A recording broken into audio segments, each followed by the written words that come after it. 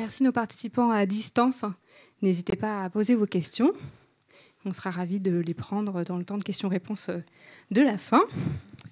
Et puis, je passe la parole à Stéphane Martinez, qui est président du pôle régional des Pays de la Loire. Pôle mécénat des Pays de la Loire, pardon. Et qui nous fait l'immense honneur d'accepter d'animer cette table ronde. Bonne table ronde. Merci Julie. Immense honneur, oui, je ne suis pas journaliste, donc vous excuserez peut-être un petit peu les impairs que je peux se faire, mais j'ai demandé aux participants qui sont là, peu nombreux, parce que c'était le souhait de laisser le temps. Moi, je trouve toujours frustrant d'avoir beaucoup de personnes et qu'elles ne puissent pas s'exprimer. Donc, je leur ai donné le pouvoir et surtout de pouvoir me couper si j'oublie quelque chose, si je me trompe, parce que je suis tout sauf un sachant sur tous ces domaines-là. Donc on est sur un atelier... alors je voulais aussi à mon tour saluer les participants qui sont à distance. Et donc sur cet atelier Coupe du Monde de rugby 2023, JOP, donc pour Jeux Olympiques et Paralympiques 2024, accélérer l'inclusion par les grands événements sportifs. Donc on a un peu racolé quand même avec le thème des JO et la Coupe du Monde. Je pense qu'on ne pouvait pas faire autrement, avec les partenaires qu'on a ici, tellement investis sur le sujet, et puis dans la période de Coupe du Monde que l'on a. Mais c'est un réel sujet que le mécénat sportif. Donc pour m'accompagner sur le sujet, donc il y a Aurélie Robin, responsable mécénat à la Fondation Société Générale. Alors Société Générale ou SOG maintenant, parce que je pense que ça, tu pourras peut-être nous le dire. Voilà, SG, voilà, en charge des programmes Afrique et éducation par le sport. Isabelle Delaplace, je donne la parole aux dames d'abord, déléguée générale de la Fondation FDJ, Française des Jeux, et Damien Combrelé-Blassel, peut-être un peu nouveau pour ce milieu du mécénat, qui est au comité olympique des JO Paris 2024, délégué général du fonds de dotation Paris 2024. Le mécénat sportif, même s'il est pratiqué par la moitié des entreprises, ça, ce sont des chiffres amicaux, le baromètre, que je pense que vous connaissez tous. Mécène n'est pas vraiment structuré, mais plutôt, dit Damien, un ado qui est en train de grandir, ou pour Aurélie, ce n'est pas la fin, mais le début d'une aventure. Le sponsoring, depuis très longtemps, on dit sponsoring en sport, le partenariat, on laissera ça à la culture, est très longtemps pratiqué dans le sport, et une certaine confusion avec le mécénat peut freiner ce dernier. Une vigilance sur certaines pratiques s'impose, et nos intervenants nous feront part de leur stratégie à ce sujet. D'ailleurs, je crois qu'Admical est en train de rédiger pour le ministère des Sports un guide sur le mécénat sportif. En pleine Coupe du Monde de rugby, à l'aube des JOP 2024, Jeux Olympiques Paralympiques, il est plus qu'opportun de s'interroger sur le rôle des GESI. Alors les GESI, ça veut dire grands événements sportifs internationaux, qu'on organise beaucoup en France, dans le développement du mécénat sportif. De s'interroger également sur leur héritage, important pour la justification auprès du grand public de l'organisation sur notre territoire de tels événements. Il y a plusieurs mécénats sportifs, le haut niveau, l'accès ou le développement des pratiques, le soutien aux clubs sportifs et leurs bénévoles, et bien d'autres. Quelle place pour les territoires, surtout pour quel territoire et avec qui? Nos intervenants sont des acteurs importants, aussi bien en termes d'organisation que de budget, alors que le mécène sportif, vous le verrez, est en partie des petits mécènes. Leur vision réorientée sur leur propre mécénat sportif, basée sur l'inclusion, l'éducation par le sport, va nous apporter des pistes intéressantes de développement. Leurs envies de transmission, de coalition seront soulignées.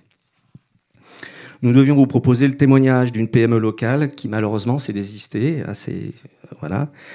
J'essaierai de la remplacer, si on a le temps, en évoquant le projet mécénat sportif en Pays de la Loire, que le pôle a développé avec la conférence régionale du sport des Pays de la Loire. Je vous précise qu'à la terme de cette table ronde, nous avons prévu donc une séance de questions-réponses de 10 minutes. Donc on est en restreint, donc n'hésitez pas à lever la main, c'est toujours compliqué dans les grands amphis. Et pour ceux qui sont à distance, posez les questions sur le chat, ça nous reviendra. Si on le peut, on alternera un par un. Voilà. Bon, avant de lancer des débats, on va quand même vous proposer un petit sondage, parce qu'on aimerait évacuer le sujet quand même, assez rapidement. Mais on ne le fera pas avec Comote, on sera rapidement. Et la question, c'est, connaissez-vous la mécénat est-ce que la limite mécénat et sponsoring est claire pour vous? Donc je propose, est-ce que quelqu'un a compté les gens dans la salle? On verra après. Voilà, que ceux qui le savent bien disent oui, ça va être faire oui et non. Oui, alors est-ce que ceux qui connaissent bien la limite mécénat et sponsoring lèvent la main? Ouais, on dirait on est à la moitié, un peu plus. Et à distance, on sait où? Allez, on va dire les 3/4, donc c'est bien. On va pouvoir évacuer le sujet assez rapidement, parce que souvent, sur tous ces sujets-là, ça nous revient. C'est quoi du mécénat, c'est quoi du sponsoring? Mais c'est vrai qu'ici, on a affaire à des professionnels. Voilà. On va donc commencer par la présentation des structures. Aurélie, Isabelle et Damien. Dites-nous assez rapidement, sans trop déflorer sur le sujet, ce que vous faites et pour qui vous êtes là. Bonjour à tous, merci d'être là. Donc moi je suis Aurélie Robin, responsable de mécénat à la Fondation Société Générale C'est vous l'avenir, plus spécifiquement en charge donc, du programme Afrique et des sujets éducation et insertion professionnelle par le sport. La Fondation Société Générale C'est vous l'avenir a une vision qui est d'encourager et d'accompagner les jeunes dans la réalisation de leur potentiel sur 2 axes. Du coup, un axe qui concerne la musique classique sur le territoire français, avec le soutien aux ensembles et le soutien aux jeunes artistes, et un axe solidarité donc, qui s'articule autour de l'éducation et de l'insertion professionnelle des jeunes et jeunes adultes sur le territoire français et sur le continent africain. Madame, j'enchaîne. Vous avez noté qu'on a la parité. Hein. C'est donc... Bonjour à tous, merci Alain Michael, merci Stéphane et Julie pour cette invitation, je suis ravi de cet échange. Je suis avec 2 experts que je ne suis pas, donc je m'exprimerai très modestement. Je suis délégué général du Fonds de dotation Paris 2024 qu'on a créé en 2019, un an après la création du comité d'organisation, et qui a lui aussi une vision qui est de soutenir, développer, évaluer, promouvoir l'impact social du sport pour l'éducation, l'inclusion, la santé et la transformation écologique. C'est un fonds de dotation qui a débuté ses opérations en 2020, qui a engagé 14 millions d'euros et qui en a levé 24 millions auprès de cofinanceurs, on y reviendra, publics et privés, pour soutenir environ 1100 projets, des plus petits aux plus grands, dans tous les départements de France, outre-mer inclus, et avec d'ailleurs une attention particulière pour ces territoires. Très bien. Isabelle? C'est allumé, excusez-moi. Bonjour à tous, merci d'être venus nous rejoindre. Moi, je représente la fondation FDJ.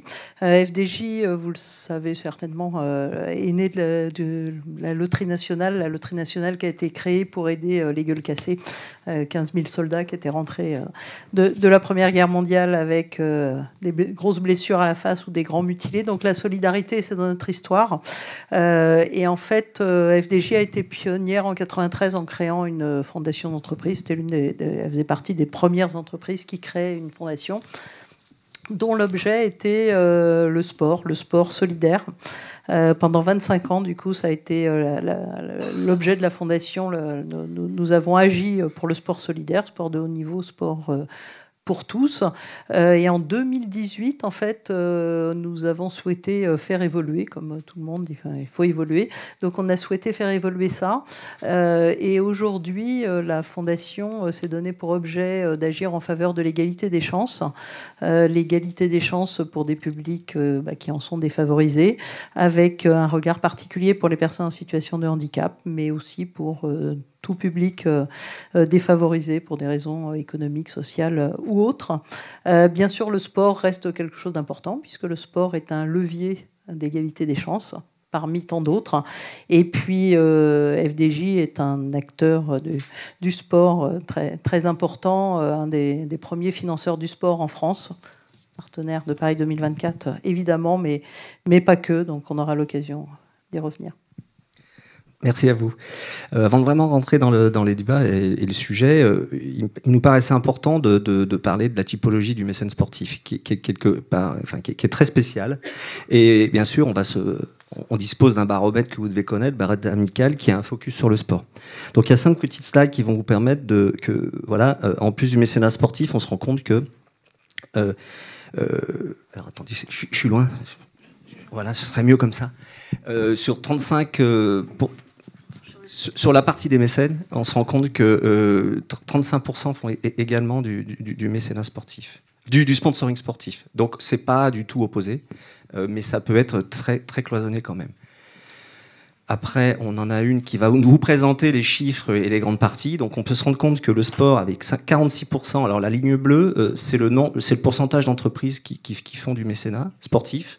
Donc on voit que c'est c'est le contingent de mécènes le plus important. Sur le baromètre d'avant, il y avait 56%. Mais quand on va après sur la partie verte, on se rend compte que ça, c'est le montant des dons. Et on voit que seulement 46% de ces entreprises ne donnent que 5% de la totalité des dons. Alors ça varie énormément, le sport, d'un baromètre à l'autre, puisqu'on était quasiment à 15% sur le baromètre d'avant. Yann, je me trompe peut-être, mais je dis ça de tête.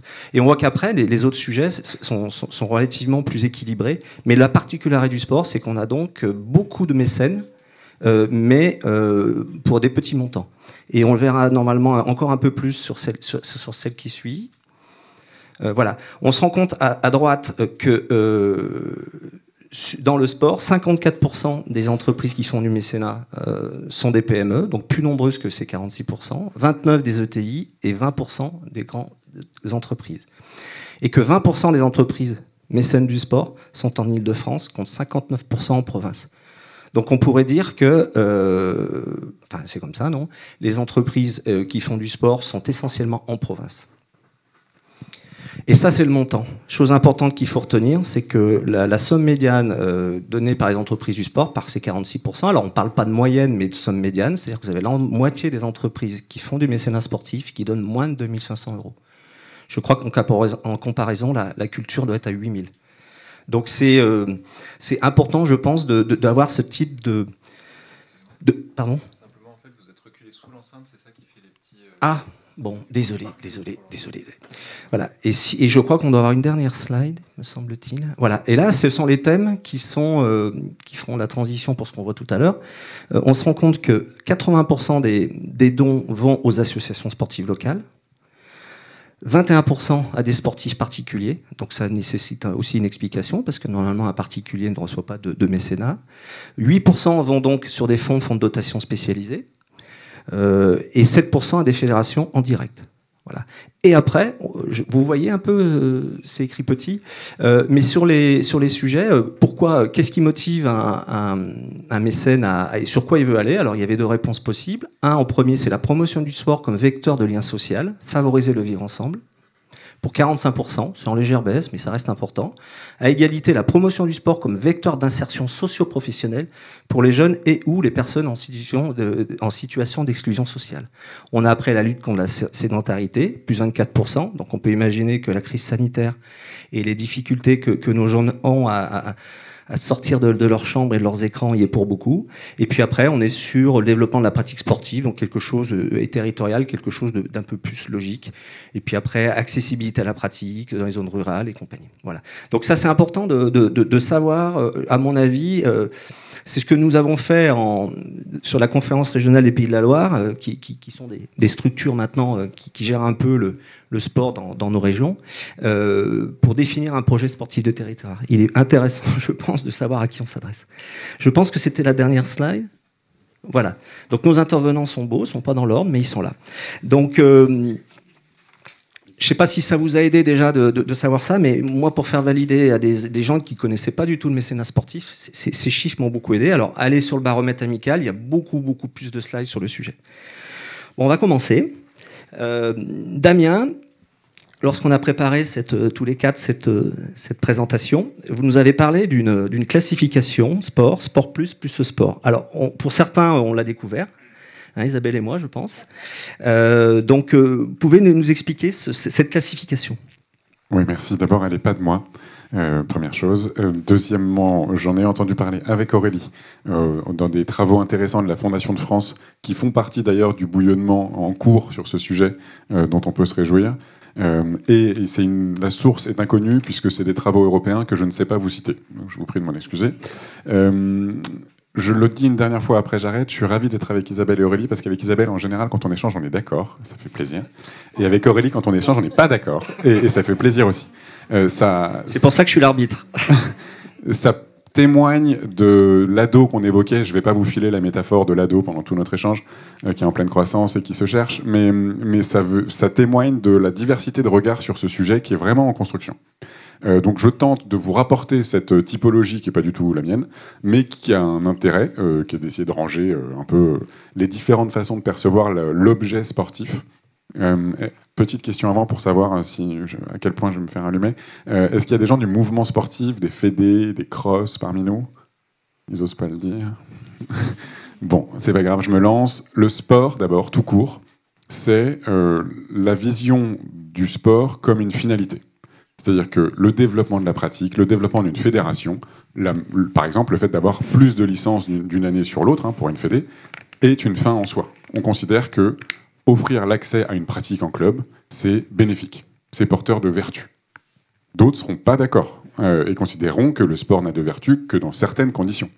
Voilà, donc cette vision, elle est essentiellement portée par le mouvement sportif, c'est logique, qui est convaincu de son utilité et de ses bienfaits, on peut le comprendre, mais qui en général ne sait pas encore bien l'évaluer, ne sait pas tout le temps bien le raconter, et qui par ailleurs est dans une situation, je vais éviter le mot crise parce que je suis pas sûr qu'il soit fondé, mais de mutation en tout cas.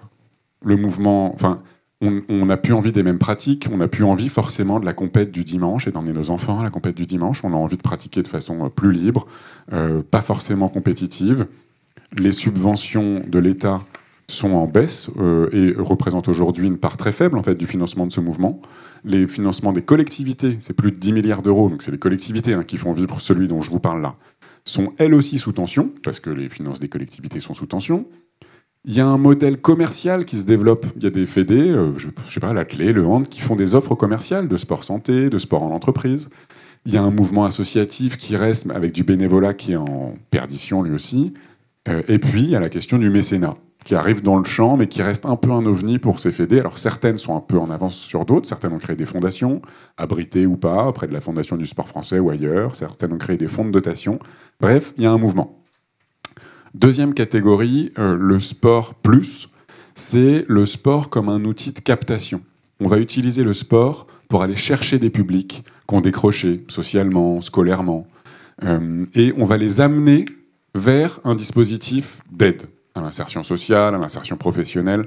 Le sport va être une façon d'aller les chercher et d'aller les garder dans des dispositifs de formation, de montée en compétences, d'apprentissage. Et donc là, le sport est un outil. Et je le précise parce que ça vexe beaucoup de personnes. Discuter avec des gens du mouvement sportif ou avec des profs de PS, ils vont dire « moi, je ne suis pas contributif ». Ceux de la première catégorie, ils ne le vivent pas forcément bien. Ils considèrent que leur sport est un objet en soi et pas un outil vert. Mais eux, ces acteurs du sport contributif ou du sport plus, ils essayent de trouver une place, de cohabiter. Alors il y a du socio-sport, il y a des fédérations infinitaires, et puis il y a plein d'acteurs qui ne sont pas du mouvement sportif. Et il y a d'ailleurs des rivalités, parce que eux, en général, savent lever des fonds, savent raconter une histoire, et se retrouvent dans des situations parfois de collaboration ou un peu de concurrence. Je suis sûr qu'Aurélie bosse avec plein d'entre eux qui font du super travail. Et pour terminer, le plus sport, c'est le sport comme une solution, comme l'objet sportif permet d'atteindre un objectif d'apprentissage, par exemple, de citoyenneté, de lutte contre les violences sexuelles et sexistes ou d'apprentissage de l'égalité de genre, où on va parler d'obésité et de nutrition. On va prendre un problème de société, un défi, une difficulté dans une communauté, et on va utiliser le sport pour y répondre. Je prends un exemple que vous connaissez peut-être, c'est Play International, qui fait de la pédagogie active, qui utilise l'activité physique et sportive, le jeu, pour traiter une question de violence intra-communautaire ou dans une classe, enfin bref, je ne vous liste pas, de vivre ensemble, exactement. Et là aussi, on peut vexer, parce que est-ce que c'est vraiment du sport ou est-ce que c'est du jeu? Est-ce que c'est des éducateurs ou des animateurs? Voilà, on a là encore une troisième catégorie qui, elle aussi, sait en général bien mesurer son impact, qui est un peu en avance sur certains aspects, mais qui a une vision de son activité, alors sportive. Je ne vous raconte pas les débats sur activité physique, sport, activité physique et sportive, activité physique et sportive et artistique. C'est la part la moins marrante de mon quotidien, mais ça reflète une vision différente de ces trois univers. Très bien, j'espère que vous avez compris, sinon Damien est là encore jusqu'à 20h. Isabelle, bon, la Française des Jeux est connue pour être un grand financeur du du sport français. On parle souvent de la taxe Buffet, mais tu m'as dit que c'était pas que ça. Malgré ça, vous êtes aussi très très actif sur le sponsoring, très visible, on va dire en vélo, au moment du Tour de France, mais pas que. Et le mécénat sportif dans tout ça. Alors effectivement, on est financeur en termes de sponsoring du sport de haut niveau. De haut niveau, de très haut niveau, au travers du financement d'équipes cyclistes. Effectivement, on finance 2 équipes cyclistes, l'une masculine et son pendant féminin. Naturellement, on cofinance ces équipes, partenaires des Jeux Olympiques et Jeux Paralympiques Paris 2024. Au travers de notre marque Parions Sport, on soutient des grands clubs de foot, la NBA, des choses comme ça. Donc effectivement, on sponsorise beaucoup de domaines de sport avec des montants élevés. Et puis surtout, il y a une part des recettes de FDJ qui contribue au financement de l'Agence nationale du sport de façon élevée. Et là, c'est du sport de haut niveau, et aussi pour développer la pratique du sport pour tous. Il y a de nombreuses contributions depuis maintenant plus de 30 ans pour créer des stades dans des villes, de tout un tas d'équipements sportifs et autres. Pour dire que voilà, toute cette partie-là, c'est la partie business. C'est une contribution de notre chiffre d'affaires au financement de l'Agence nationale du sport, du sponsoring. Donc ça, c'est du business. La partie sponsoring, c'est vraiment pour le haut niveau.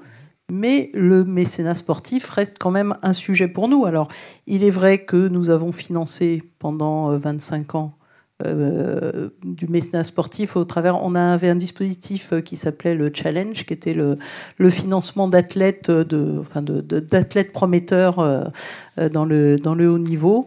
Il y a eu plus de 400 athlètes financés en 25 ans. Parmi eux, je sais pas, on cite Laura Flessel, Martin Fourcade, Marie-Amélie Le Fur, Tony Estanguet. On ne l'oublie pas. Voilà, entre autres. On s'entend super bien. quelques médaillés. Mais aujourd'hui, en fait, ce dispositif, il a pris une autre forme, et on a une FDJ Team Factory. En fait, c'est un collectif de sportifs qui est soutenu par la Française des Jeux, par du sponsoring, donc c'est plus du mécénat maintenant. Le financement de sportifs de haut niveau se fait au travers du sponsoring. Dans ce collectif, on va le financer pour la performance, pour les accompagner, pour leur permettre de la performance. On va les financer sur de la reconversion. On a aussi une équipe de jeunes pousses, une pépinière. Donc tout cela, on le finance au travers du sponsoring. Pour le mécénat, je vous l'ai dit tout à l'heure, on va financer des dispositifs où le sport, je l'évoquais à l'instant, est un moyen de répondre à une problématique de société, est un levier, parfois effectivement un moyen de capter aussi des publics, c'est aussi des choses qu'on fait. Et on a 2 programmes principaux en réalité qui sont des programmes d'inclusion par le sport. L'un pour des publics en situation de handicap, sport et handicap, et l'autre programme plus spécifiquement pour les jeunes, pour permettre de les accompagner sur la partie insertion sociale et professionnelle. Et voilà nos principaux programmes en mécénat. Notre fondation a été renouvelée en 2023. On a un budget global de 25 millions. Et suivant les années, on va dire qu'il y a 7 à 15 millions consacrés... sur le global, voilà. Suivant les années, on va avoir 500 à 1,5 million, 500 000 à 1,5 million de consacrés au sport. D'accord. Voilà. Très bien. Bon, Aurélie, la Coupe du Monde de rugby, une terre d'accueil, mais aussi votre implication évidente dans le très haut niveau par le sponsoring, j'imagine, et le mécénat dans tout ça, à la SG. Voilà. Donc, côté Société Générale, donc nous, ce sont 2 activités, effectivement. Vous nous connaissez, vous nous voyez là régulièrement à la télé. On a eu une grosse action de sponsoring sportif sur le rugby, mais pas que, puisque nous, au niveau du sponsoring sportif, au niveau de la Société Générale, nous finançons aussi le e-sport et le handisport. Donc là, ce sont vraiment des actions de sponsoring, donc associées à la marque Société Générale, avec un certain nombre de contreparties. Sur le rugby, on est effectivement partenaire de tous les rugby, puisque nous sommes partenaires de la Coupe du Monde de rugby 2023 en France, mais aussi partenaire du 15 de France, nous avons des partenariats avec la Ligue, avec le rugby féminin, le rugby à 7, le rugby fauteuil. Donc nous avons une large palette d'accompagnement, mais c'est effectivement une action de sponsoring sportif donc qui est très bien traitée par des collègues à moi, puisque nous sommes dans une même grande équipe, mais c'est vraiment une équipe dédiée au sponsoring sportif. Par contre, effectivement, nous, côté fondation, donc depuis très longtemps, il y a toujours eu des actions, mais là, donc, tout le monde connaissait la définition, mais ça a bien été rappelé tout à l'heure, la conférence d'avant sur la charte de déontologie qui veut que la gestion opérationnelle du mécénat soit désintéressée. Et donc, nous, on sépare bien les deux sujets. Et donc, au niveau du mécénat, nous avions de longue date des associations donc, dans le plus sport, du coup, déjà sur le rugby. Et depuis 2 ans, nous avons vraiment eu la volonté d'ancrer ce sujet dans nos programmes, en restant, nous, effectivement, dans notre axe premier. Donc, nous travaillons sur l'éducation et l'insertion professionnelle. Et en réponse à ce que disait Damien, effectivement, nous finançons vraiment des projets qui utilisent le sport comme finalité, comme moyen d'aller sur l'éducation et l'insertion professionnelle. Donc là, c'est vraiment le distinct que l'on fait. Donc on finance, actuellement, on accompagne 14 partenaires éducation ou insertion professionnelle par le sport, en France et sur le continent africain. Et donc, ça peut être tous les sports. Donc, nous n'avons plus uniquement des partenariats avec des structures associatives rugby, mais nous avons largement étendu le champ des possibles sur la boxe, l'escrime, le multisport ou la natation.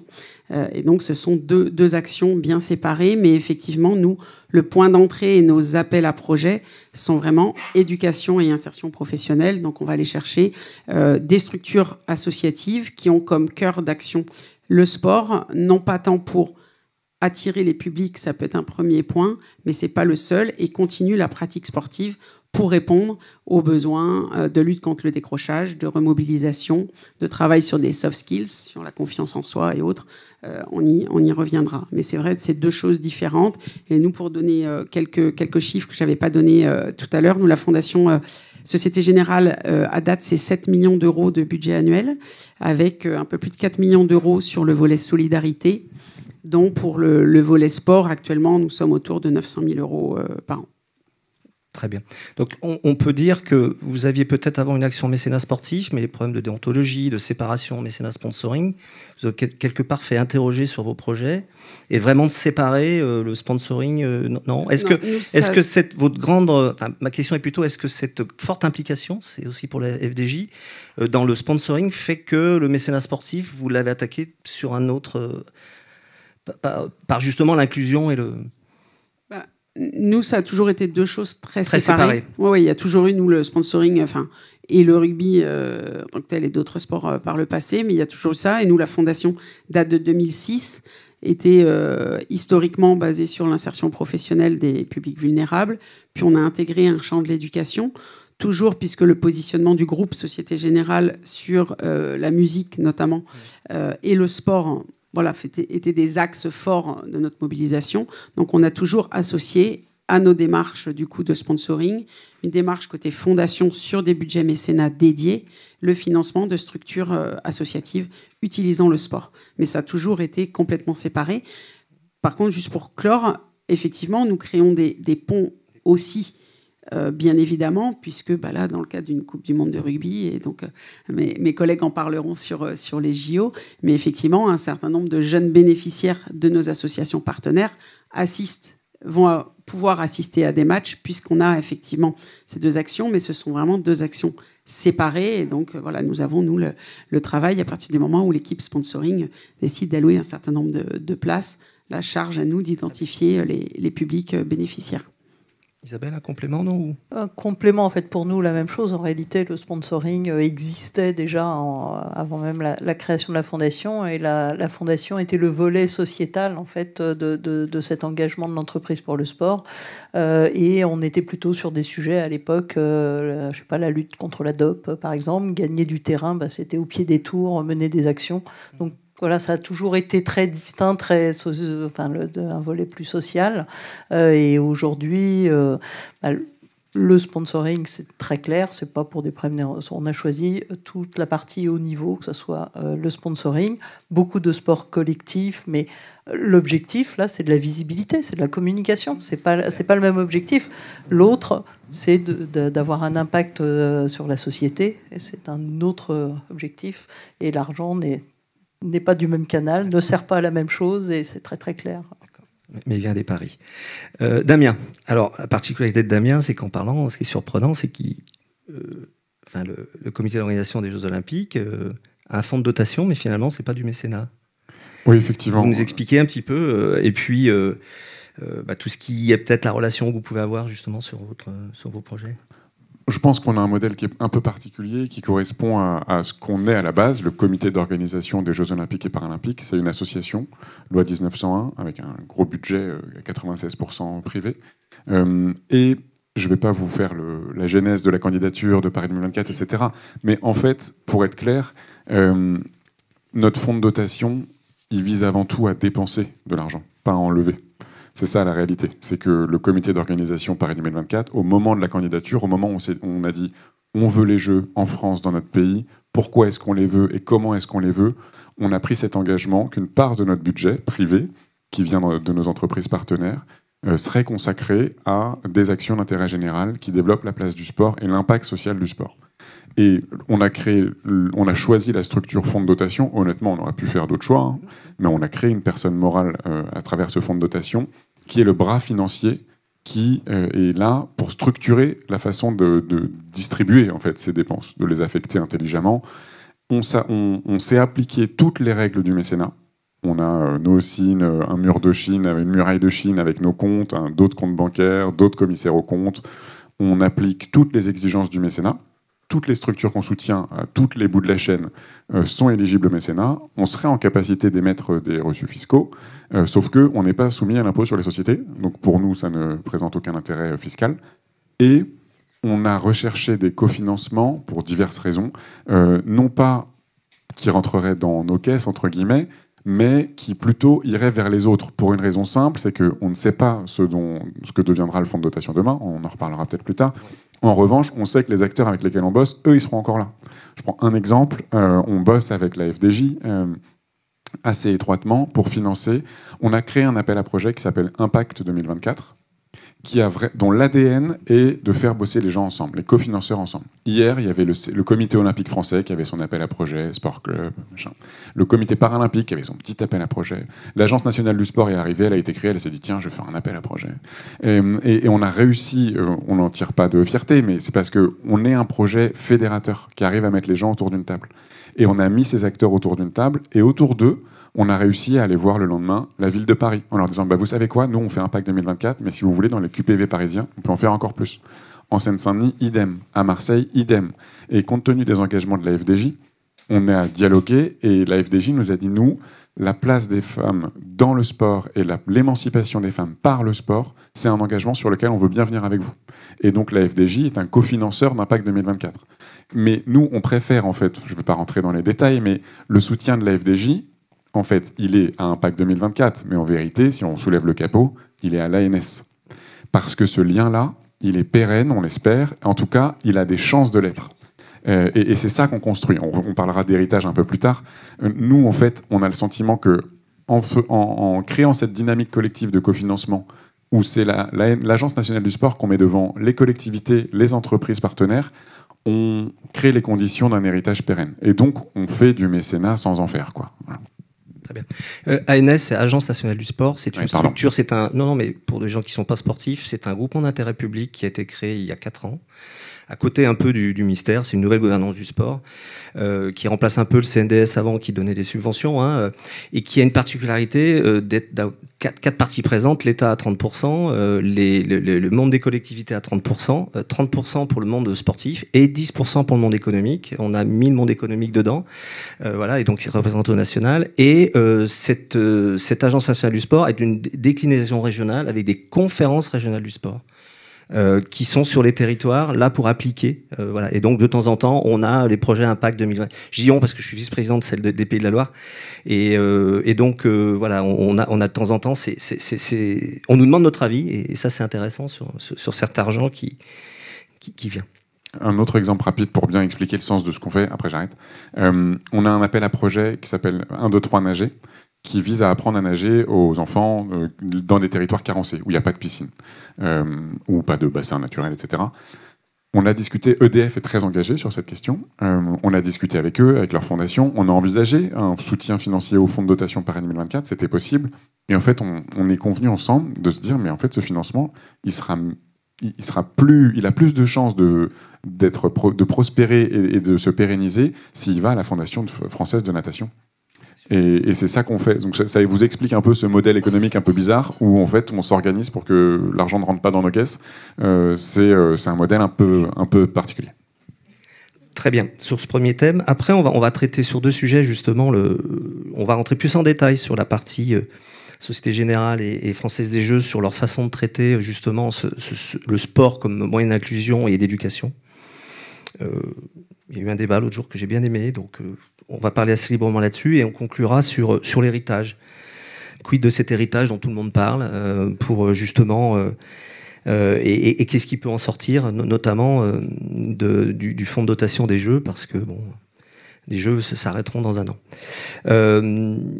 Je vous laisse la parole librement. On peut prendre... là, on est dans les temps, on a 10-15 minutes pour parler de ce sujet-là. J'aimerais qu'on rentre un peu plus dans le détail de ce que vous faites et ce qui justifie que vous avez envie de le faire, et en quoi le sport est vraiment intéressant pour joindre vos causes, enfin, pour vous aider dans votre cause d'intérêt général.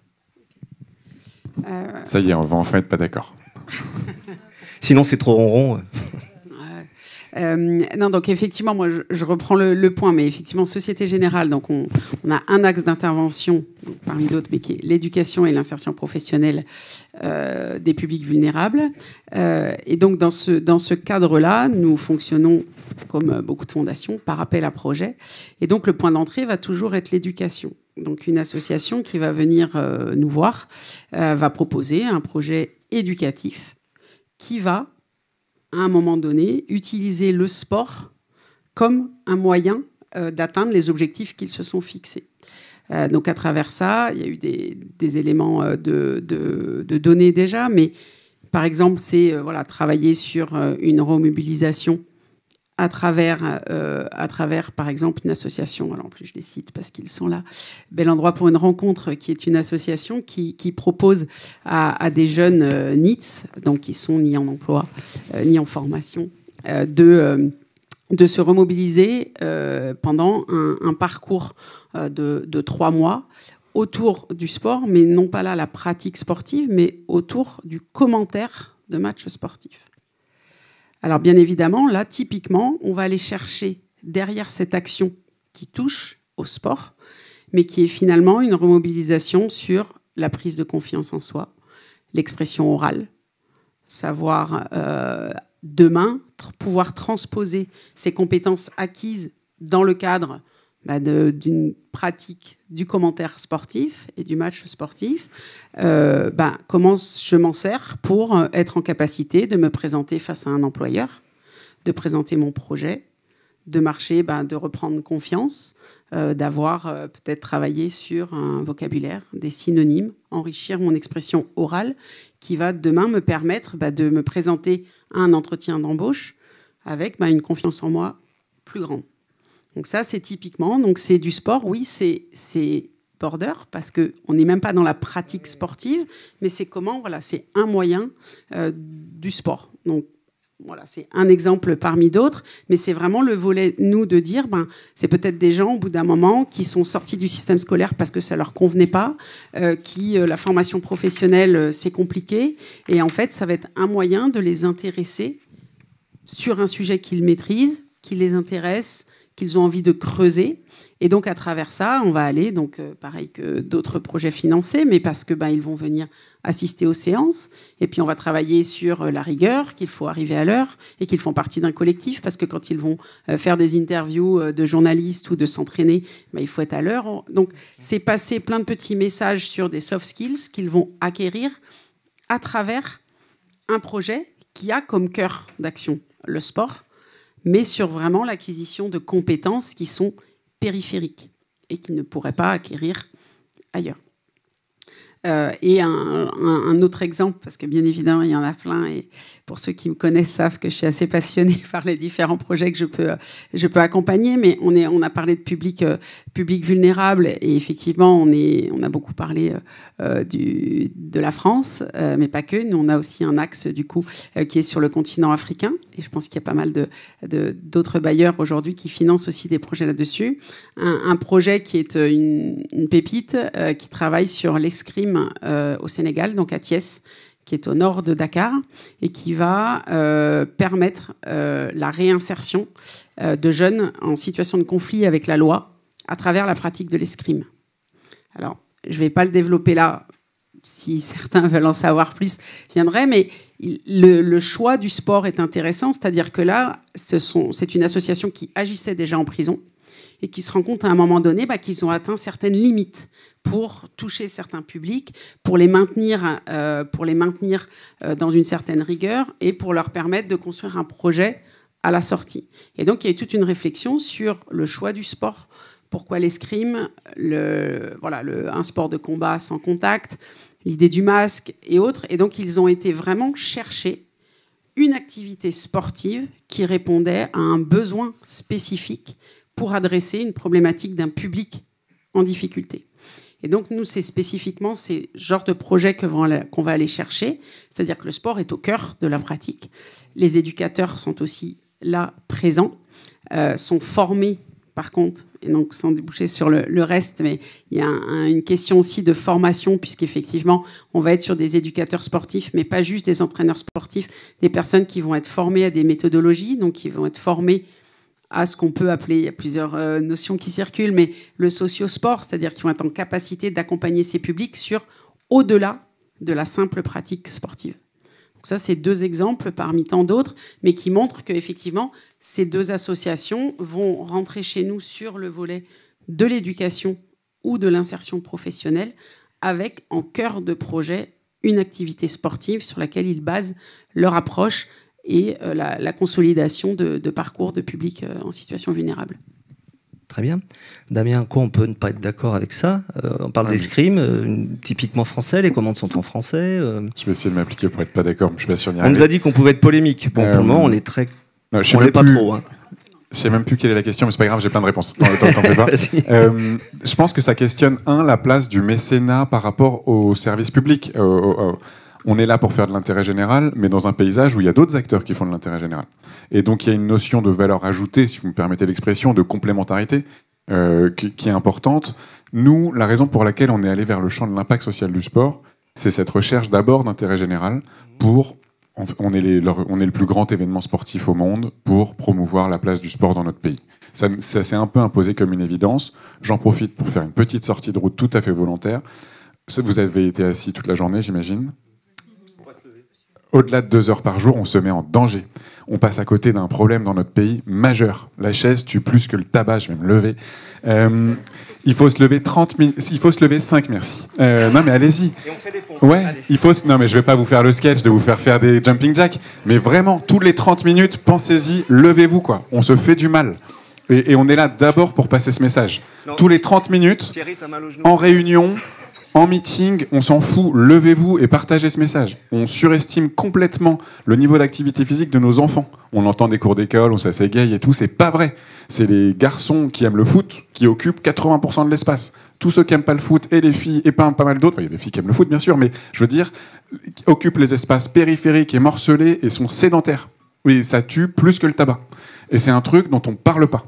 Et donc, dans nos vies scolaires, dans nos vies professionnelles, dans notre vie urbaine, nous, on espère que les jeux créent un déclic. Donc, pensez-y. Quand des enfants autour de vous, vous pensez qu'ils bougent pas assez, ils doivent bouger 60 minutes par jour et ils n'y arrivent pas. La moitié des garçons et 2 tiers des filles n'y arrivent pas. Nous, adultes, c'est pareil. On passe nos vies assis.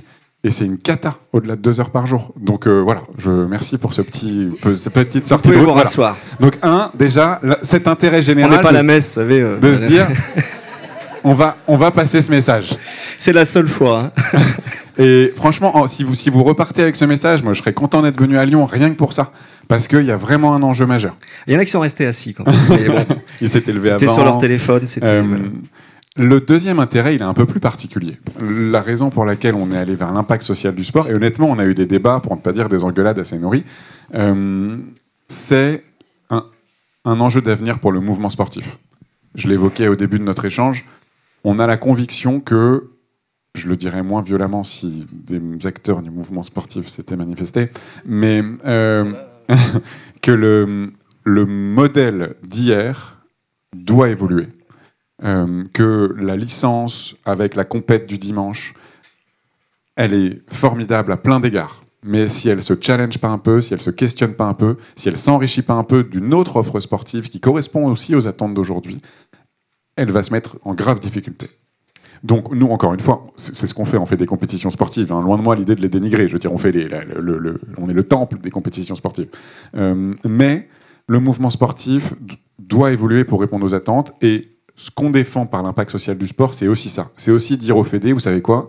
Vous êtes au gymnase, vous êtes au stade, mais vous pouvez être aussi dans la maison de retraite, l'EHPAD, le SMS, l'IME. Enfin, je vous passe les acronymes. On est en prison, on est dans des centres de migrants, on est dans des entreprises, on est partout où il y a des besoins de bouger plus. Et on est à l'école, évidemment, où les habitudes se prennent de 6 à 11 ans. Vraiment, les enfants de 6 à 11 ans, dites-leur de bouger 60 minutes par jour, par tous les moyens. Tout ça pour dire que on a aussi l'impression que les Jeux sont l'occasion de dire aux fédés ne laissez pas au sociosport, ne laissez pas à d'autres acteurs, notamment privés, ne les laissez pas seuls saisir cette opportunité du fitness, du bien-être, de l'envie de jouer ensemble sans forcément faire de la compète. Bref, toutes ces nouvelles attentes, allez-y, quoi. Et il y a des besoins partout. Et donc, on s'est beaucoup engueulé parce qu'elles nous ont dit, mais moi, j'aimerais bien renouveler mon niveau de licence l'an prochain et mon niveau de bénévole. Et vous venez parler d'innovation sociale par le sport et d'impact social du sport et de trucs fumeux comme ça. Et on leur a dit oui, donc on s'est engueulé. Mais un mouvement est en marche et je veux dire, beaucoup de fédés s'en emparent. Hein. Je ne vais pas le citer parce qu'elles sont nombreuses, mais voilà, la raison, je ne sais plus quelle était la question, mais un intérêt général et un intérêt particulier pour le mouvement sportif de s'emparer à travers le mécénat de toutes ces nouvelles attentes. Sachant que je vous rappelle que l'année prochaine, 2024, la grande cause nationale, c'est le sport. Hein. Et c'est pas un hasard, je peux vous dire qu'on a ramé. Il y a quoi en 2024 je sais pas, ouais. Un mot pour terminer, après je te laisse réagir en espérant que tu ne seras pas d'accord. On laissera aussi la parole à Isabelle. Bien sûr, excuse-moi Isabelle. Il y a aussi un intérêt particulier vis-à-vis des autres secteurs, je pense pour être clair, à la culture. La culture dans notre pays est un champ d'action publique et privée qui bénéficie d'une présomption d'élévation. Et c'est très bien, loin de moi de l'idée de dénigrer la culture. La culture nous élève, se relève. La culture nous émancipe. La culture a rarement besoin de justifier son impact, de raconter combien elle coûte et son empreinte carbone et est-ce qu'il y avait une bouteille plastique dans la salle. Elle le fait de plus en plus. Mais franchement, par contre, il y a une représentante du ministère. Je peux vous dire que pour nous, on a aussi un enjeu de dire au sport qui peut mieux évaluer son impact, il peut s'emparer de ces questions, et en l'évaluant de façon robuste, on va, je pense, y revenir un petit peu, et en s'emparant de ces questions sociales aussi, et en montrant, en fait, ils font de l'impact social comme Monsieur Seguin faisait de la prose, les nombres de bénévoles en club qui changent des vies, c'est incroyable, sauf que on le raconte moins bien, et je pense, je l'assume, c'est un propos personnel qui n'engage que moi, mais que j'assume, que nos pouvoirs publics n'en ont pas pris la pleine mesure encore. Et donc cette grande cause nationale, c'est une grande fierté collective, parce que c'est aussi une façon de mieux mesurer et valoriser toute l'importance du sport, notamment dans nos territoires. Je sais que tu es sensible. Le rôle de nos clubs dans nos villages et dans nos territoires, j'ai sans doute pas besoin de vous le raconter. Ça fait partie de la vitalité et c'est majeur. Et cette grande cause, c'est l'occasion de la mettre en lumière. J'arrête, pardon Isabelle. Je réagis en 2 minutes parce que du coup, effectivement, je vais pouvoir partir. Non, mais on discute beaucoup avec Damien, mais juste pour préciser quelque chose et qu'il n'y ait pas de malentendu. Nous, on n'est pas du tout contre l'accès à la pratique sportive. Bien au contraire, il en faut. Il y a beaucoup déjà de mécènes qui sont sur ce volet-là. Et donc là, on parlait budget tout à l'heure. Je pense qu'il y a pas mal et d'associations et de bailleurs dans la salle. Malheureusement, on est tous obligés de faire des choix. Et nous, à un moment donné, c'est le constat que l'on a fait qu'effectivement, des bailleurs sur l'accès à la pratique sportive, il y en avait. Il y a notamment pas mal d'équipementiers, de gens qui sont vraiment là-dedans. Nous, on a fait le choix de rester sur nos axes et d'aller sur un axe complémentaires, donc du sport et dans le champ du socio-sport, mais avec cette même volonté de toute façon. Donc c'est effectivement l'accès à la pratique, c'est une chose. Nous, on va un cran plus loin parce que dans les axes de la Fondation, on est sur l'éducation et l'insertion pro, donc on va chercher ces projets-là qui viennent très bien compléter ce que font d'autres sur l'accès à la pratique. Et par contre, où on se rejoint tout à fait, c'est que quelles que soient les différentes classifications du sport, plus sport, sport plus, c'est que je rejoins Damien sur le volet de l'impact, et on y reviendra après, mais je pense que c'est la grosse lacune aujourd'hui de tous les projets qui touchent au sport, quelle que soit cette classification ou le moment dans la vie de chacun dans lequel on se place. Donc voilà, c'était juste pour lever le petit malentendu. Bon, Isabelle. Au risque de décevoir tout le monde, je vais être plutôt d'accord avec Aurélie et Damien, je suis désolée, mais je vais quand même compléter sur la partie éducation et insertion pro, de la même façon, oui, enfin, on ne peut être que d'accord, le sport est un levier, on sait que le sport c'est vecteur de valeur, le sport c'est vecteur de vivre ensemble, etc. etc. Je vais pas vous faire le détail, vous connaissez tout ça. Nous, on a choisi de soutenir des dispositifs qui ont fait une preuve d'impact déjà, souvent à une petite échelle, à l'échelle d'un territoire, à l'échelle de plusieurs territoires, mais on va les financer en pluriannuel sur 3 ans avec des gros montants de plusieurs centaines de milliers d'euros jusqu'à 1 million d'euros pour leur permettre de diffuser un dispositif sur toute la France. Nous avons permis d'initier certains dispositifs. On est partenaire, par exemple, de Faites le Mur depuis 20 ans. On les a accompagnés pendant de très longues années pour créer une école d'arbitrage, en fait. Et créer une école d'arbitrage, l'arbitrage, les règles du jeu, bon, tout ça, je ne vais pas vous raconter ce à quoi ça sert encore une fois, mais c'est aussi vecteur d'insertion pro, parce que ça permet aussi d'acquérir des compétences professionnelles. Donc, ça, c'est un exemple. Et puis, une fois qu'on a terminé d'aider au développement de cette école d'arbitrage, en tout cas à l'essaimer, derrière, il y en a d'autres qui vont prendre la relève. Et puis, nous, on va intervenir pour soutenir l'essaimage d'un nouveau dispositif. Tu parlais de Play tout à l'heure, effectivement. Play, on a financé la formation des formateurs pour ces sessions de sensibilisation et de prévention pour le vivre ensemble, pour que ce soit diffusé dans un grand nombre de villes. Je ne vais pas vous assommer de chiffres, mais bon, on vise toujours des grands dispositifs parce que ce dispositif avait fait une preuve d'impact. Donc je veux quand même dire qu'il y a des dispositifs, et notamment les dispositifs qui ont une vocation éducative ou d'insertion sociale et pro. On mesure pour certains, évalue en tout cas pour certains l'impact auprès de leurs bénéficiaires. Et en cela, c'est intéressant. Je ne vais pas tous les citer, mais bien sûr, on est partenaire de Sport dans la ville. Des locaux quand même, ce serait dommage de ne pas les citer. Là, sur l'accompagnement des jeunes filles, ces fameuses jeunes filles qui pratiquent moins et puis qui s'arrêtent plus vite et puis qui n'ont pas beaucoup de place dans la cour aussi souvent.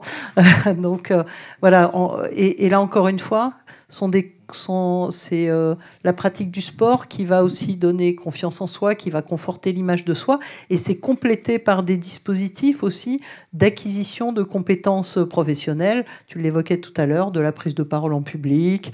Nous, on les a reçus on a un collaborateur dans le domaine du sport qui est bien connu parce que c'est Lionel Rousseau, il ne travaille pas que pour nous.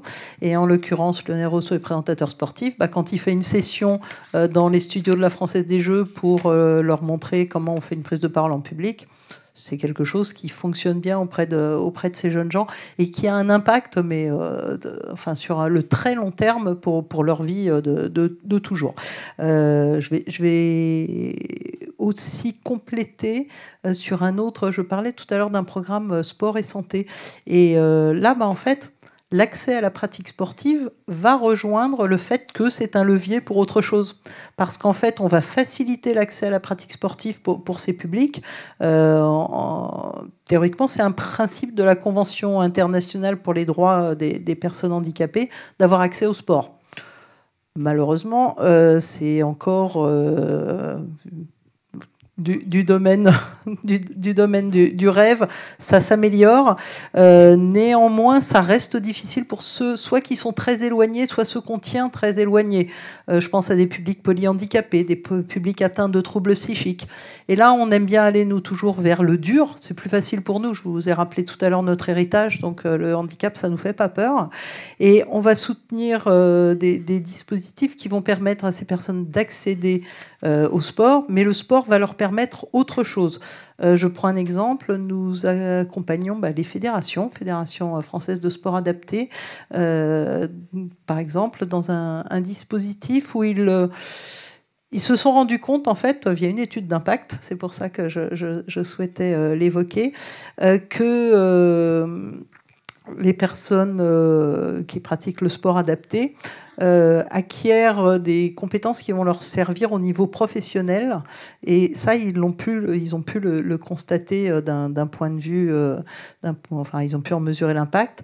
Les personnes qui sont impliquées dans le mouvement, justement, du sport adapté acquièrent des compétences qu'ils ne pourraient pas acquérir dans le reste du monde, va-t-on dire, parce qu'ils ne l'auraient pas ouvert, tout simplement. C'est pas qu'ils ne pourraient pas eux-mêmes, mais ils ne l'auraient pas ouvert.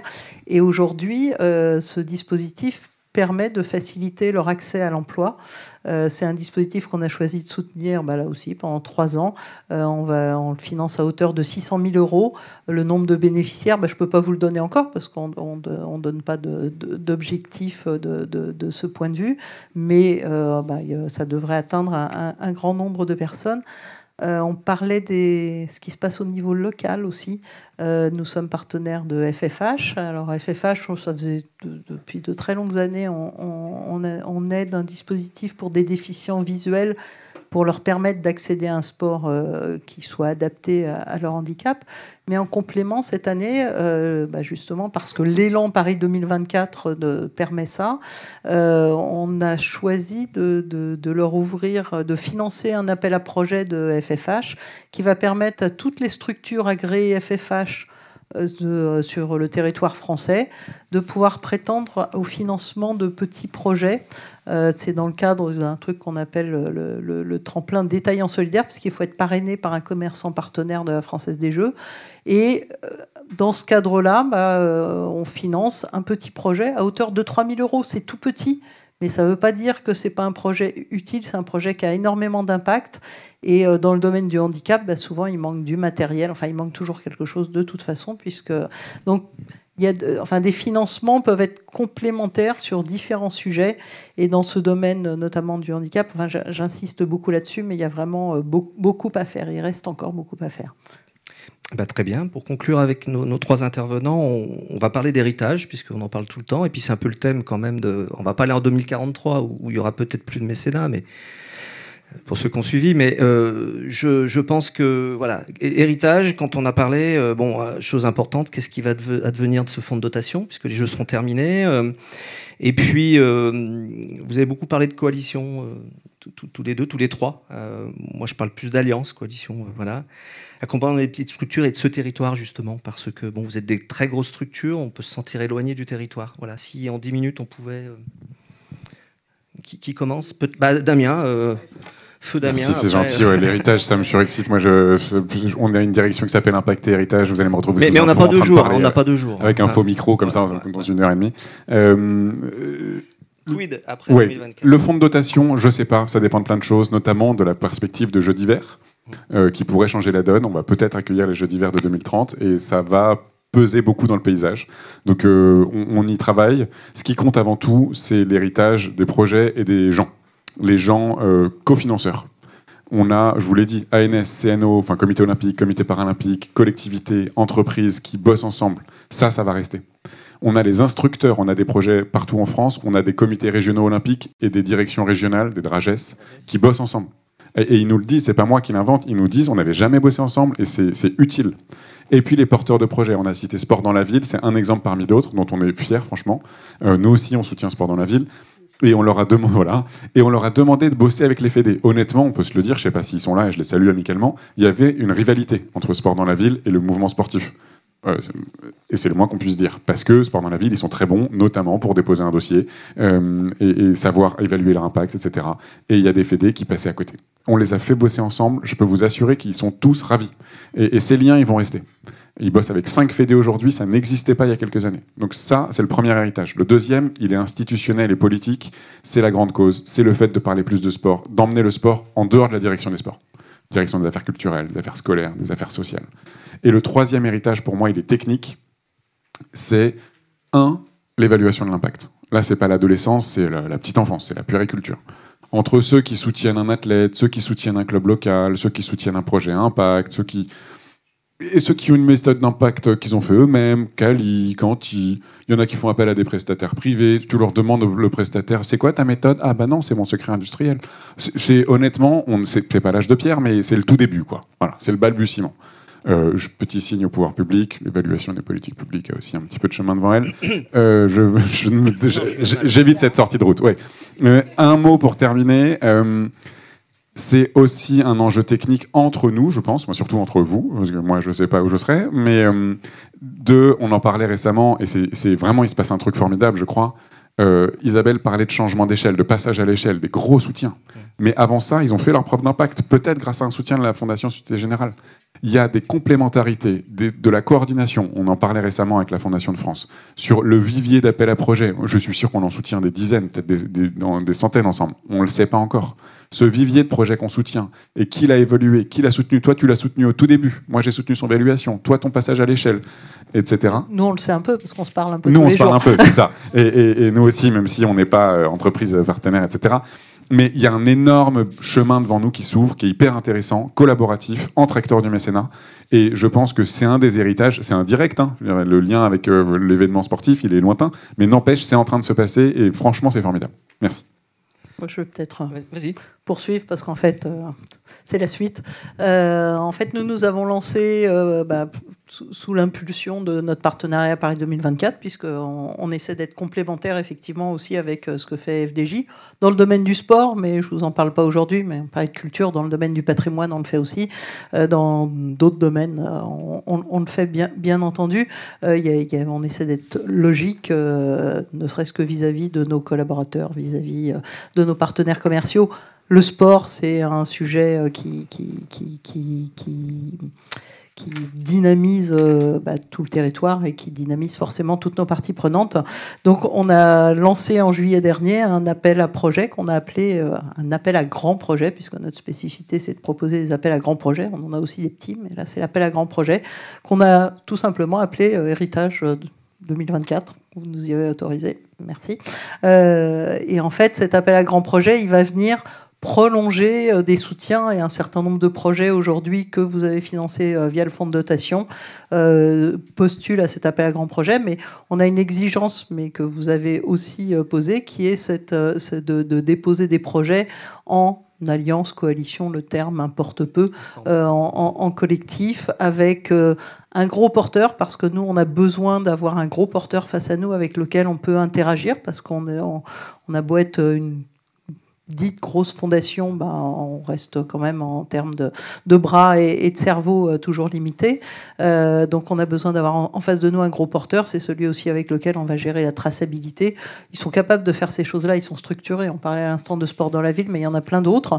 Et puis comme ça, ils absorbent toute cette partie-là pour les plus petits, des petites associations de terrain. Et on voudrait forcer l'alliance entre ces gros porteurs qui ont besoin des associations sur le terrain, sur les terres des Jeux notamment, puisque nous sommes implantés en région parisienne, on est implanté à Marseille, donc après on est implanté sur toute la France au travers aussi des régions, mais voilà, on a besoin en fait, ces grosses associations ont besoin de faire le relais au plus près des jeunes et des autres publics. Ils ont besoin des petites associations locales et il faut les aider et il faut que ça dure, parce qu'il n'est pas question qu'après ce grand élan 2024, il n'y ait plus rien pour eux. On l'a dit, les subventions diminuent. Donc on va financer pendant les 3 années qui suivent et puis après il faudra qu'il y en ait d'autres qui prennent le relais. Donc 2024, 25, 26, on va financer des grands projets qui sont en cours de dépôt de projet. Alors ça a été ouvert en juillet dernier. Il reste une semaine pour la partie éligibilité, mais il est encore temps. Et puis on accompagne les porteurs dans toute la démarche, parce que ça fait partie de ce qu'on souhaite faire aussi. Donc ils ne sont pas laissés seuls. On s'appuie sur des prestataires experts dans le domaine. On travaille avec les mêmes, je crois. Et puis on va permettre le dépôt de ces projets jusqu'à mi-novembre. Et là, on va soutenir des projets, 2, 3 projets, parce que ça va être de très grands projets dont on va soutenir le changement d'échelle, des projets qui auront fait leur preuve d'impact, qui sauront nous démontrer quelle évaluation en a été faite, des évaluations solides et pas effectivement des choses qu'on peut voir parfois qui se prétendent être de l'évaluation d'impact, avec un financement minimum d'1 million d'euros. Donc voilà, on a notre mode d'action. Aurélie ? En complément, moi, je pense qu'effectivement, c'est 2 grands événements sportifs, et c'est comme ça qu'on avait initié finalement quand on s'est parlé la première fois par rapport à cette table ronde. Je pense que ces 2 grands événements sportifs ont eu le mérite de mettre le sujet sur la table, le sujet au cœur des préoccupations des Français, et nous partageons tout cet avis que c'est une bonne chose.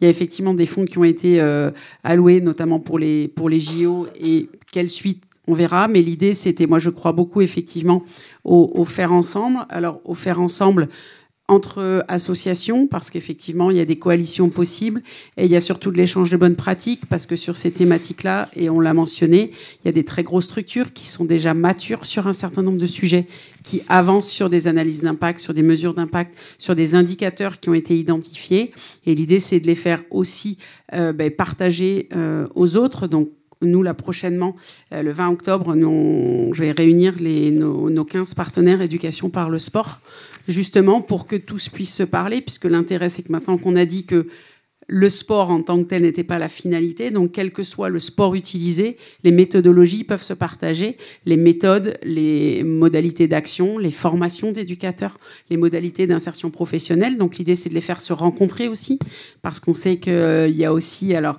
les coalitions sont intéressantes là-dedans, mais on sait aussi qu'il y a parfois beaucoup de concurrence. On parlait des fédés, mais y compris entre associations, parce que les bailleurs sont là, avec des budgets certes importants, mais jamais assez importants pour tout couvrir. Donc l'idée, c'est de les faire travailler ensemble et découvrir pour profiter aussi du transfert d'expérience et de partage de compétences.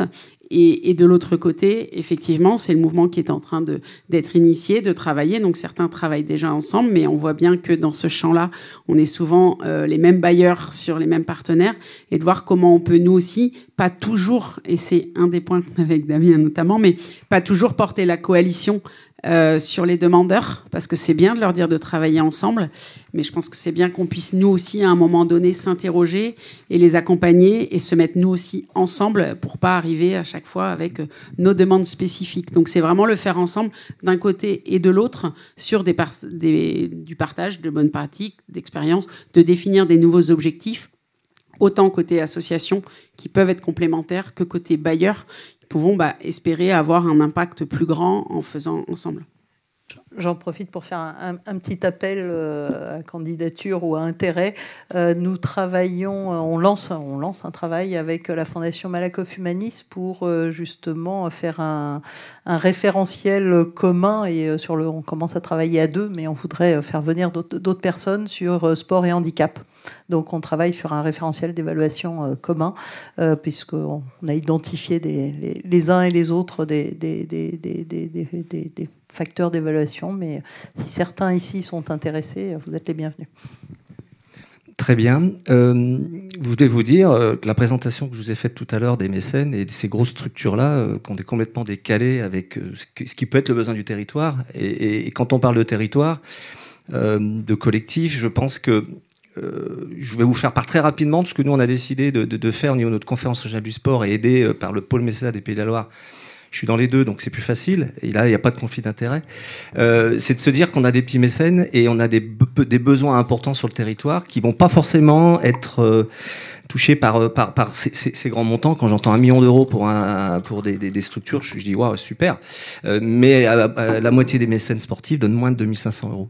Donc tout ça, c'est complémentaire. Il y a plusieurs mécénats. Et donc nous, on a imaginé, ce que n'a pas dit Julie dans ma présentation, c'est que moi, je suis rentré en mécénat en 2005 en tant que correspondant dans ma CCI, quand le ministère de la Culture nous a demandé de travailler sur le mécénat. Et on a créé une fondation d'entreprise que certains connaissent peut-être, qui s'appelle Mécène-et-Loire, qui a regroupé 28 entreprises pendant 5 ans sur notre territoire, et essentiellement culturel et solidaire. Je l'ai présidé 12 ans, et c'était un super outil pour ce département qui était le Maine-et-Loire, mais pour d'autres. Et quand on se rend compte que les mécènes sont petits et ont envie d'agir sur leur territoire, qui même des fois sur un département est trop grand, on a pensé imaginer une organisation, mais qui, plutôt que partir d'une organisation régionale et descendante avec la pyramide habituelle, on organise pour vous, ceux qui ne savent pas, on s'est plutôt dit il faudrait qu'on organise des mécénats du sport dans chaque département, et qu'on arrive à les coordonner au niveau de la région, justement pour éviter les coûts de gestion et de faire quelque chose de pertinent et de professionnel. Donc la conférence nationale du sport a validé le sujet, et donc le pôle mécénat va normalement le développer, et la Dragesse de chez nous a signé une convention pour aider le pôle mécénat dans cette structure. Je salue Thierry, notre délégué régional. Et donc, on va lancer la création ou l'adaptation de structures qui existent, parce que plutôt que de créer des structures, on s'est dit qu'il y en avait peut-être qui existaient et qui auraient pu revoir un petit peu leur objet social, leur objet pour se dire on peut aller travailler sur le sujet. Et on va travailler sur 3 sujets principaux qui sont le sport de haut niveau, parce que sur nos territoires ça parle. Tous nos départements ont des teams de sportifs de haut niveau pour vanter les mérites de tel département, voilà. Et ça existe. Et des entreprises ont envie de peut-être aider aussi ces sportifs de haut niveau. Je parle pas du pacte de performance, hein, je parle de vraiment cette chose-là, et aussi sur des sports qui peuvent être des sports dits confidentiels ou non olympiques. Le sport en entreprise, hein, parce qu'on se rend compte que des entreprises vont vouloir s'occuper du sujet, mais les grosses boîtes, pareil, peuvent le faire tout seuls, mais les petites, pareil, ont besoin d'un collectif, surtout si on est en milieu en campagne. Moi, j'habite un petit village de 4000 habitants. On est à 10 km d'Angers, 160 artisans et commerçants, mais il n'y a rien de fait pour eux. Donc, normalement, on va essayer de faire que ce groupement d'employeurs qui va se créer finance un emploi sportif, et que sur quelques contreparties qui ne sont pas élevées, ils auront travaillé sur les choses. Voilà. Et puis l'aide aux associations, parce que les associations sont en grand danger, notamment au niveau de leurs bénévoles. Mais la difficulté, c'est que ces associations ne sont pas structurées au niveau, tu le disais tout à l'heure, je crois, au niveau associatif comme elles le sont au niveau de la culture. Dans la culture, dans chaque grosse association, vous avez un professionnel qui est chargé d'aller chercher des subventions. Dans le sport, il n'y a pas. Même dans des structures où vous avez des professionnels qui sont des athlètes. Voilà. Donc ça, on le met en place. La CCI de Maine-et-Loire vient d'annoncer vendredi dernier sur une assemblée générale avec le conseil départemental qu'ils allaient créer un fonds de dotation pour soutenir justement les sportifs de haut niveau de notre département. Mais par contre, on va profiter de ça pour qu'ils élargissent un petit peu le spectre de ce qui est possiblement mécénable, en laissant l'indépendance à chaque structure, parce que quand on est en Vendée, c'est pas comme en Mayenne, c'est pas comme en Loire-Atlantique ou en Sarthe ou en Meilleur. Voilà. Je voulais le faire assez rapidement parce que c'est normalement un projet, s'il fonctionne, on va nous virer, s'il fonctionne, devrait pouvoir aussi répondre à quelques demandes. 3 000 €, c'est beaucoup pour certaines associations. Hein, voilà. Donc voilà, c'est un peu cette demande-là. Voilà. Donc pour cette partie-là, on aura terminé. On va demander les questions-réponses. Normalement, on a 10 minutes. Bon, on est chez nous ici. Si ça dépasse, on verra moins bien. Julie, j'ai le droit ou pas? Est-ce qu'il y a des questions?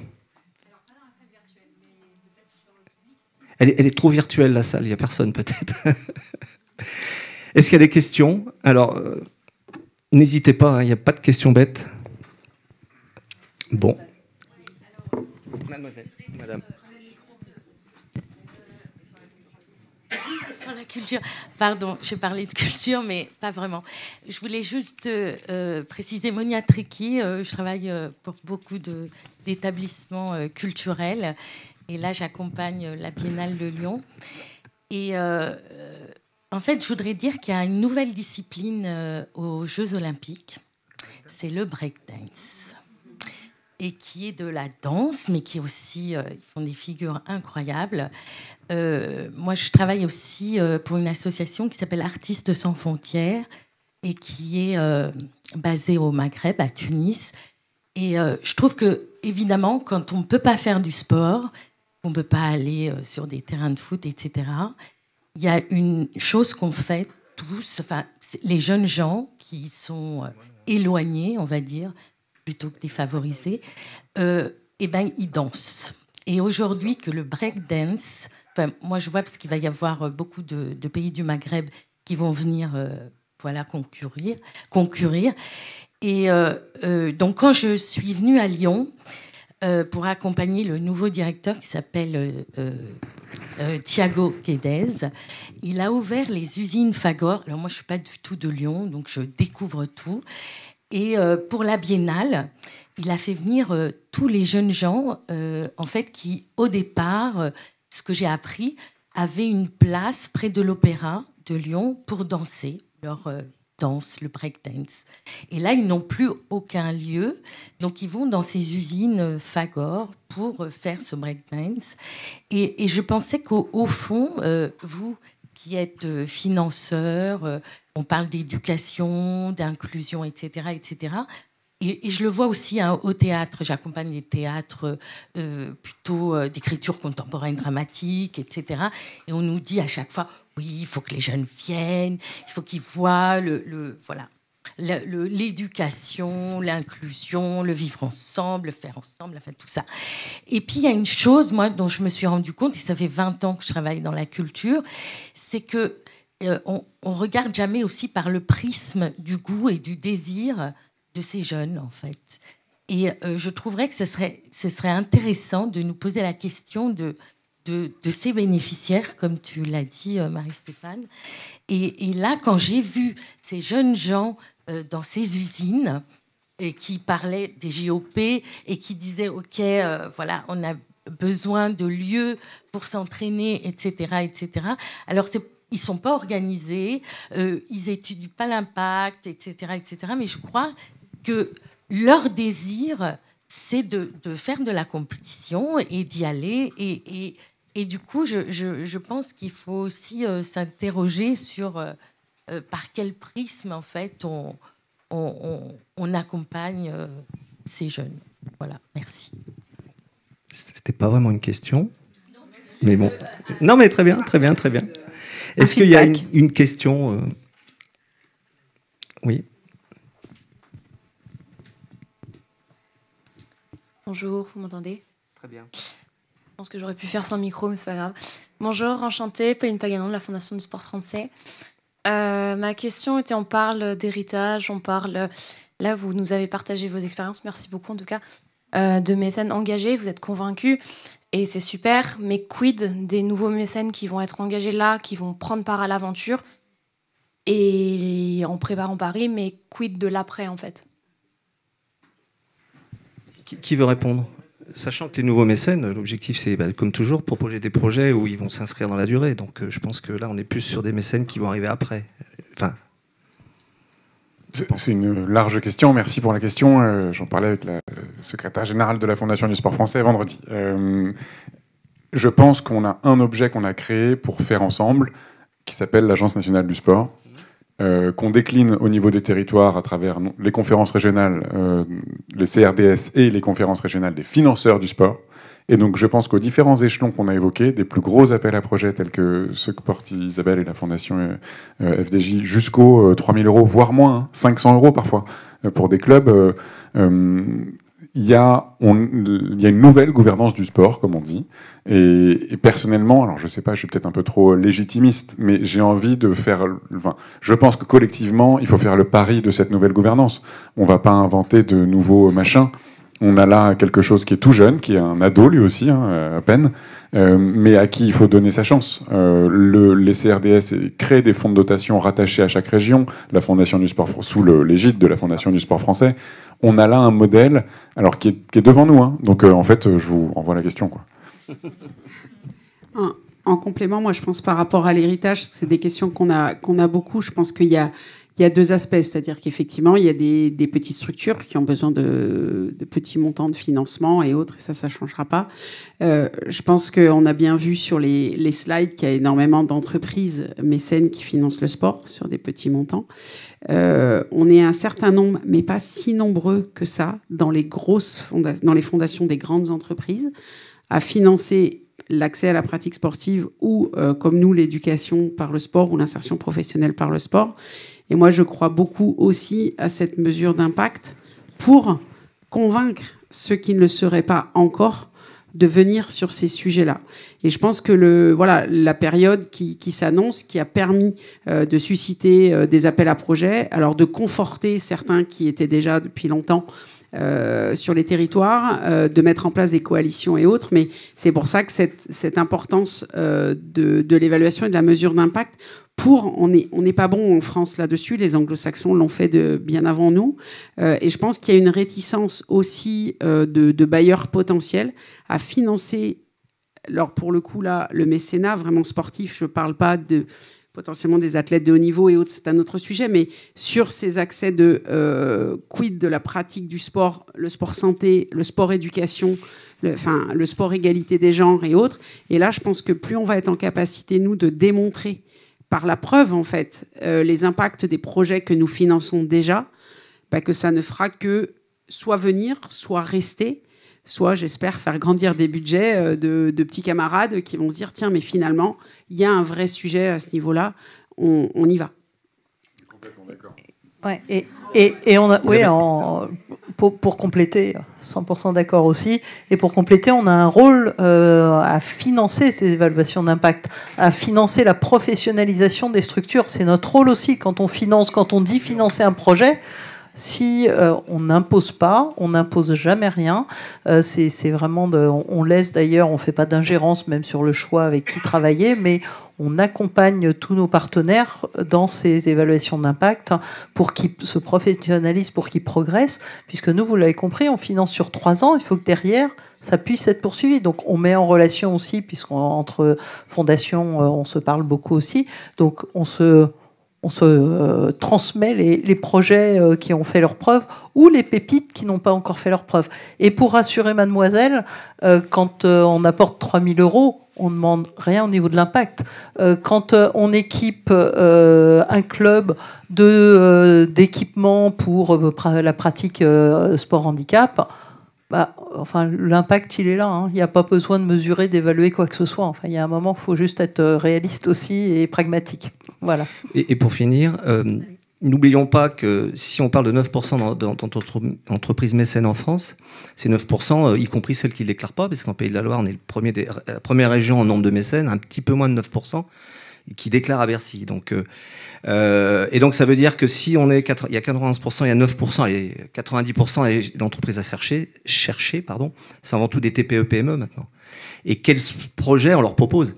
Elles n'auront pas tous ces projets si beaux, si ambitieux et ces montants-là. Donc le collectif est important. Alors ça tombe bien, c'est du pain béni pour les sujets qu'on a. On nous parle de collectif et de territoire pour demain. Moi, j'y crois très fort et encore plus pour le mécénat sportif. Et la difficulté, c'est de transformer cette envie de faire du mécénat sur une envie, sur un caprice, sur du one-shot, à quelque chose de régulier. Voilà. Et c'est là, sur les territoires, que ça va se jouer. Et donc, va faire des petits ruisseaux, des grands fleuves. Et ce que j'aime bien, et on conclura peut-être là-dessus, c'est que ces grosses structures qui font du mécénat, qui ont des têtes pensantes, qui ont envie d'aider les structures sur nos territoires. Ça évolue le mécénat. Hein. Quand moi en 2005 je commençais, j'allais à Paris rencontrer, on était un peu les gueux, hein, les gens de province, mais on savait pas faire et on nous disait non mais c'était ça. Hein. Maintenant c'est là qu'est le développement, c'est là que ça se fera et on doit tous faire ensemble. Voilà. Et puis faut pas parler de compétition, même si on parle de sport. Moi quand je faisais du décathlon, je faisais mon 100 mètres, j'avais pas un sac de 50 kilos sur les épaules. Voilà. Oui Thierry, mais on avait dit le dernier. Hein. Thierry Cariou. C'est la dernière, en effet. Oui, très rapidement. Là, il m'inquiète. Non, mais pourquoi ne sois pas inquiet. Bonsoir tout le monde. Merci beaucoup pour vos interventions. Moi, je viens du monde du sport et de l'entreprise. Et pour ce qui est du mécénat, je suis encore en incubation. Je travaille au pôle régional avec Stéphane en tant que délégué régional. Moi, quand j'entends sport, j'entends nutrition, équipement aussi, et puis donc la santé. Par ricochet, c'est important, mais j'ai pas trop entendu en fait ces notions dans ce que vous avez pu évoquer. Donc, est-ce que ça veut dire que comment j'ai noté, la grande cause nationale ou l'héritage implique de fait ces aspects-là, santé, nutrition et équipement? Ah, t'as envoyé une question là. Ouais. Non, mais c'est là où chacun son rôle. En fait, on n'est pas les pouvoirs publics. C'est leur rôle de développer les infrastructures sportives dans notre pays. La bonne nouvelle, c'est qu'elles le vont. Il y a eu des annonces importantes avec 300 millions sur 3 ans, sauf erreur. Plan 5000 équipements, oui. Qui prolonge, qui renforce fortement le plan 5000 équipements. Donc, moi, l'enjeu de complémentarité, il me paraît essentiel. Il ne faut pas qu'on se prenne. Enfin, voilà, pour ce qu'on n'est pas. Désolée, mais effectivement, sur ce volet-là, à chaque fois, donc ça, on n'en a pas parlé parce qu'on rentre dans le cœur de nos appels à projets et autres, mais en général, on finance jamais tout seul. Enfin, nous, notre cas, en tout cas, nous, côté Fondation Société Générale, on finance jamais plus de 30% du montant d'un projet. Donc forcément, il faut une coalition autour de nous. On n'y va jamais tout seul pour diverses raisons. C'est que, si on va tout seul, quelque part, on prend le risque tout seul et on accompagne tout seul, mais le jour où ça s'arrête, mais quid de la pérennité? Donc c'est avant tout ça que l'on voit, c'est-à-dire une coalition d'acteurs, mais une coalition d'acteurs qui est publique et privée. Moi, je ne vais pas regarder quel est le poids des pouvoirs publics ou le poids d'autres fondations partenaires dans la constitution du projet. Et la plupart ont d'ailleurs une mixité publique-privée. Et je pense qu'effectivement, on a parlé de coalition de bailleurs, d'acteurs, mais je pense que la coalition et le travail conjoint public-privé, il est important, avec peut-être chacun son rôle. Nous, on peut impulser un certain nombre de choses, bien évidemment, mais on ne peut pas, malgré des budgets qui peuvent peut-être faire rêver certains, on ne peut pas se substituer sur tout le territoire sur ces questions-là. Mais c'est latent, les questions de nutrition haute. Si on revient sur Play International, qui est aussi un partenaire que l'on a tous les trois, il y a le vivre ensemble, mais dans les 10 fiches qu'ils ont sur la pédagogie, il y en a une sur la nutrition, il y en a une sur le handicap, sur l'égalité des genres, sur les valeurs de l'olympisme. Donc c'est aussi un catalogue, mais l'idée, c'est qu'à travers le sport, on pense au bien-être, et le bien-être, c'est bouger, c'est prendre confiance en soi, c'est s'alimenter, et c'est un tout, en fait. Très bien, on va arrêter là parce qu'on va nous couper l'électricité. Merci à tous sincèrement d'être venus nous voir. J'espère qu'on vous aura apporté des choses. On reste à vos dispositions si vous avez des besoins, à part Damien qui doit partir parce que les Jeux c'est bientôt, donc je pense qu'il a un peu de travail. Et puis Julie va nous annoncer la suite des festivités.